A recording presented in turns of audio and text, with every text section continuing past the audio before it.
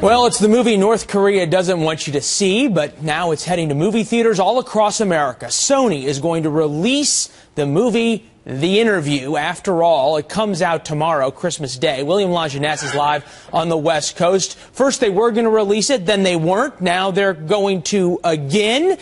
What's going on? Well, you got perception, you got money, you've got pressure. Embarrassed, now emboldened, just days after saying it had no plans to release The Interview, the comedy will now play in some 300 independent theaters beginning tomorrow, Christmas Day, as planned. It's a far cry from the original 3,000 screens nationwide, but facing pressure from the public, the White House, and some celebrities, Sony decided this was the next best solution. It also delivers a product at the height of demand, vowing not to be intimidated. Some viewers want to see the movie out of patriotism, others to support free speech. It reminds me a lot of banning books. I'm glad to see that Sony changed their mind. I think that censorship in any form is bad, particularly when, we're being vaguely threatened by terrorists. The fact is we shouldn't be censoring films. If people want to show a film, then great, show the film.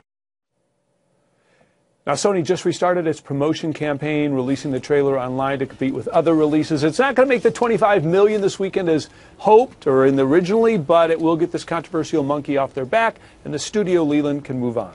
Well, as you pointed out, there was a lot of backlash. Even President Obama from the White House said pulling it was a mistake. The reason Sony said they did that was because the big theater chains said they're not going to show it. So do the big theater chains get the opportunity to? Is there a bad blood now between Sony and those chains? Leland, this is the next bombshell chapter in this story, and it could affect moviegoing for decades to come. Sony will reportedly announce today a precedent-setting distribution deal for a first-run movie, video on demand. In Hollywood, this is like declaring nuclear war. Theaters have always had that monopoly on new movies, getting them exclusively for 2 to 3 months. Then they go to pay-per-view. Sony apparently may skip the theater chains all together, go directly to demand, possibly tomorrow, using iTunes, Amazon, Netflix, or its own free streaming service, Crackle. This is huge. It could eventually put theaters out of business.